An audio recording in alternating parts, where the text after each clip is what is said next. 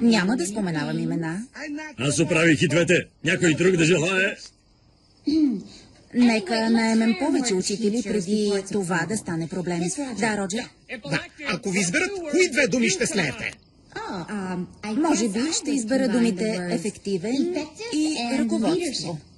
Значи ще стане ефектство. Или ръкоефект.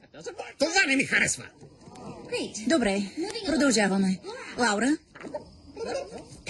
Това е Милдред. Извинявай, Милдред. Пуйките винаги ми изглеждате еднакви. Не ме разбирайте погрешно. Аз просто... Тя е расистка.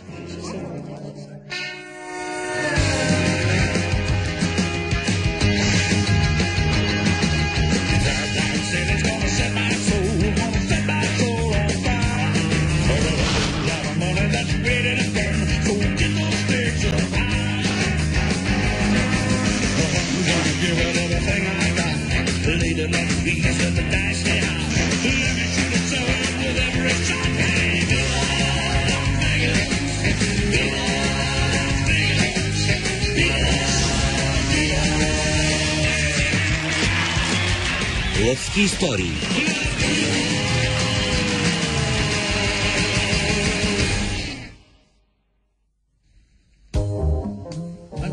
Хантър, по дълго време насам исках да предам нещо на любимия си внук. Но родителите ти вече приключиха с децата, така че трябва да го дам на теб. Ето, безценна семейна реликва, часовника на дядо ми. Много е красив, класика, жените го харесват. Да, мисля, че ще го задържа. Нека видим как ще се грижиш за тази монета. Монета? Страхотно! Мамо, как можа да го кажеш? Не знам. Просто се изпуснах. Господи, всички ме мислят за расистка. Не се излъчвай. Пуйките наистина си приличат. Не беше правилната реплика, но тя не те прави расистка. Така ли? Вие някога канили ли сте пуйка в дома си? Разбира се. Различна от чистачка? Не. На кого му пука за пуйките? Те са тъпи, хратливи твари, които никога не си правят труда да научат езика ни. Много са ефтини, пияници, известни с големи сексуални постижения. Не пак това. Трябва ли постоянно да правиш асоциации с някои етнически групи? Да, защото са много силни. Дядо, грешиш. Пуйките са несправедливо преследвани от векове. Аз учих историята им в училище и знам истината за тях. Белите хора откраднали земята на местните жители, но те от своя страна я откраднали от пуйките. Стига, те са идиоти. Давят се, гледайки нагоре към дъжда. Както? Да не забравяме нашата цел. Пуйките са решаващо звено в изборите и от тях зависи дали Кейт ще води събранията всеки понеделник от 6 до 9. Мамо, виж какво ми даде една мила жена. Познавам този поглед.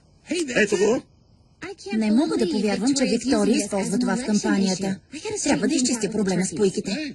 Да ги поканим на вечеря. Чудесна идея. Да, само че този уикенд е техният празник на пилигримите. Нещо като обратното на Деня на благодарността. Всяка вечер имат някакви ритуали. Тогава ще направим точно това утре у дома. Голям ритуален празник. Чудесно. Добре, да поговорим за двете зебри. Направил име две бебета, те искат още. Ама, че жребец. Ето го пак. Зиги, много си добър. Все пак бях капитан в училище Вафенщайн в Рушасен. Личи си. Знак, искаш да кажеш, че Зигфрид и Рой имат стая пълна с шапки? Да, стаята на шапките. Искам да я видя. Не казвай на никого, но мексиканските шапки ме подлудяват. Добре, ето тук е. Само мини покрай. Време е да бягаме. Довиждане, банална украса. Весело лято. Рой, какво правиш с гадните гризачи?